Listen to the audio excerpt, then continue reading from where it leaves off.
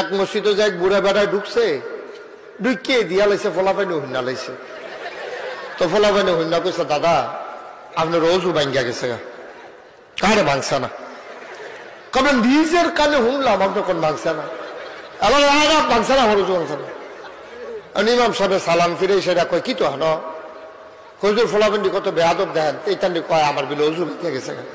তো ফলাফান্ডি কিনে তোরা এই কথা কস করে অজু ভাঙছে এবারা কহা হুজুর আমি নিজের কানে শুনছি এবারে দিছে, আবার অস্বীকার করলে হইব নাকি?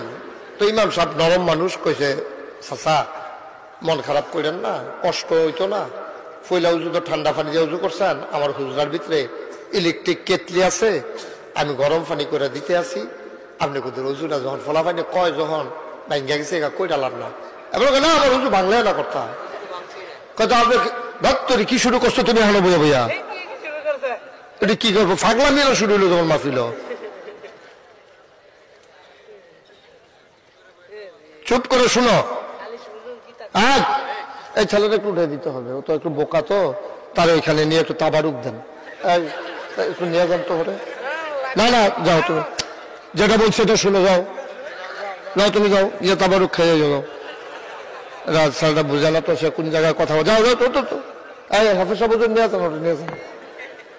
হ্যাঁ ঠিক আছে থাক, থাক সস্তা সহজ সরল মানুষ, আল্লাহ ঘাটতি দিচ্ছে কিছু তো করার নাই, তার ওইখানে নিয়ে বসাই দাও, ওইখানে বসাই দাও।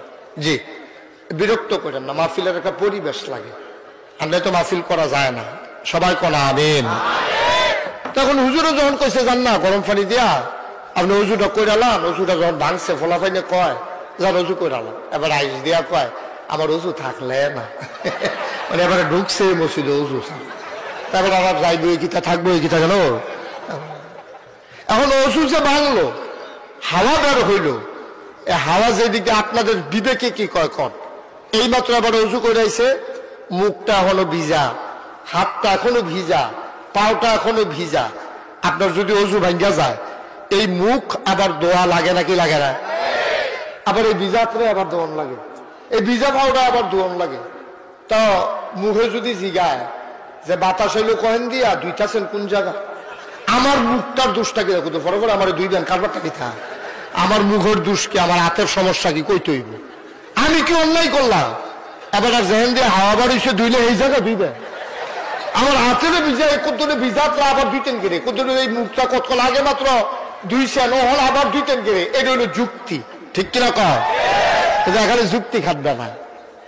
বাতাস বের হয়েছে একদিক দিয়া, কিন্তু আল্লাহর হুকুম হলো ওই যদি করতে হয় মুখটাকে আবার ধুইতে হবে, হাত ধুইতে হবে, মাথা মাসাহ করতে হবে, পায়ের গোড়ালি সহ ধুইতে হবে, এটা হলো মাসালা।